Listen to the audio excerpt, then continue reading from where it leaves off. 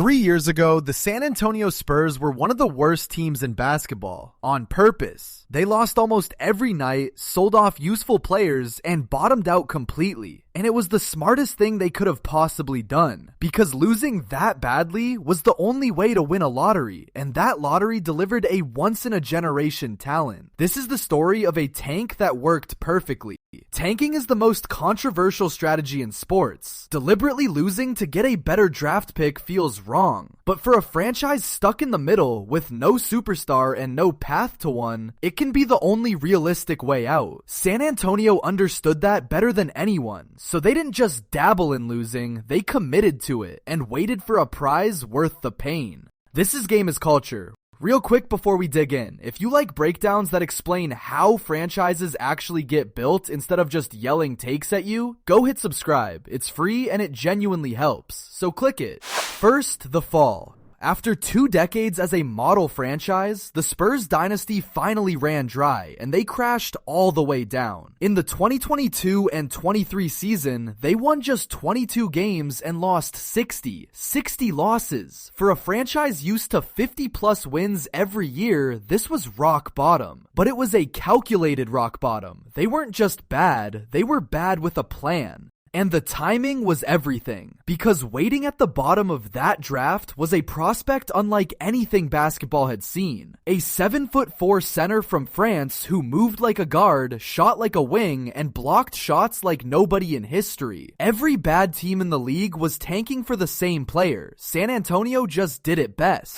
The night that changed the franchise. In May of 2023, the Spurs won the draft lottery. Then, with the first overall pick, they selected Victor Wembanyama, the most hyped prospect since LeBron James. In a single night, a franchise that had won 22 games became the most exciting team in the sport. All that losing, all that pain, paid off in one bounce of the ping pong balls.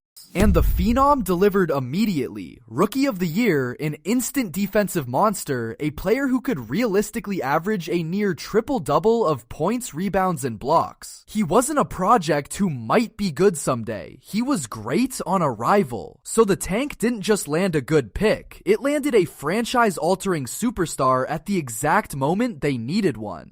Now, here's the obvious objection. Tanking for a generational talent isn't a strategy, it's luck. You can't plan to win the lottery, and most teams that tank just stay bad forever. That's a completely fair criticism, so let's separate the part San Antonio controlled from the part they got lucky on.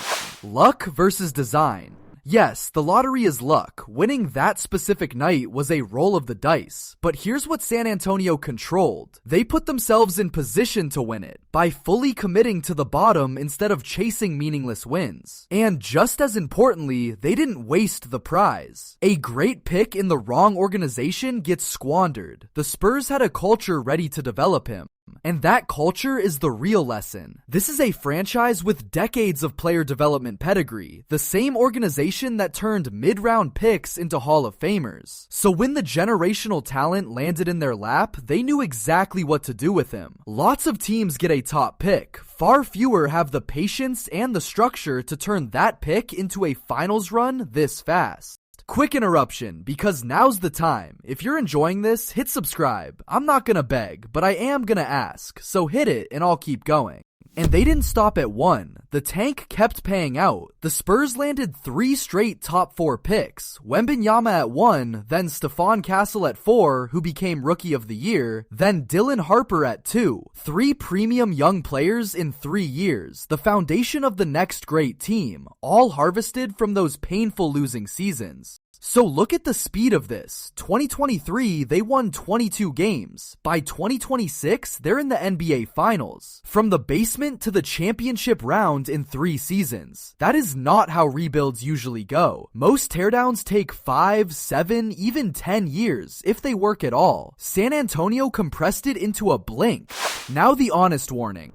Here's why you can't just copy this. For every San Antonio, there are 5 franchises that tanked for years and won nothing. They lost the lottery, drafted the wrong guy, or had no culture to develop anyone. Tanking is a bet, not a plan. The Spurs are the dream outcome. They are not the typical one. Most tanks end in more losing, not a finals. But that's exactly what makes this story remarkable. San Antonio took the league's riskiest strategy and executed the perfect version of it. They lost on purpose, won the right lottery, drafted the right player, and then developed him in the right place. Every step that could have gone wrong went right. That's not just luck. That's luck meeting a franchise that was completely prepared for it. So when you watch the Spurs in this finals, remember where they were 3 years ago. 60 losses, an empty future, a fan base wondering if the glory days were gone for good. They bet the present to buy the future, and the future showed up faster than anyone dreamed. The tank is over, the payoff is on the floor. And there's a human cost to tanking we shouldn't skip past. Losing on purpose is brutal on the players living it, the fans paying for tickets, and a city's pride. For a proud franchise like San Antonio, those 60 lost nights genuinely hurt. So the payoff has to be enormous to justify the pain. They were betting that one transcendent talent could erase years of misery in a single draft night. It also took real nerve from the top. Ownership had to stomach the losing, resist the urge to chase cheap wins, and trust the process when the wins weren't coming. A lot of organizations panic halfway through a tank, sign veterans, win 35 games, and end up stuck in the worst place of all. San Antonio held the line. That discipline is far rarer than people think.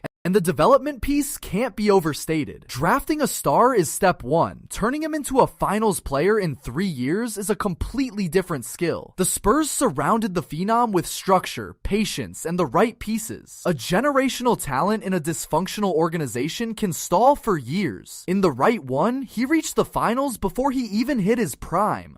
So the tank worked, but not by accident. It worked because every part of the organization did its job. They lost with a plan, won the lottery, picked correctly, and then developed relentlessly. Strip any one of those away, and you get just another bad team holding a high pick. The Spurs got all 4 right, and that's the only reason they're standing here. And the ripple effect changed the entire league. When San Antonio's tank paid off this spectacularly, it sent a message to every struggling franchise. Bottoming out works if you do it for the right prize and execute every step. So expect more teams to embrace the pain, to sell off veterans and chase the next generational draft. The lottery will always be a gamble, but the Spurs just proved that with enough patience, the right culture, and one once-in-a-lifetime talent, that gamble can rebuild an entire era in just a few short years. So I'll leave it with you. Is what San Antonio did a brilliant blueprint other teams should copy, or a lucky lottery win dressed up as genius? Tell me where you land down in the comments, and if you enjoyed this video, please be sure to subscribe. We're in a race to 1,000 subscribers, so please join the family.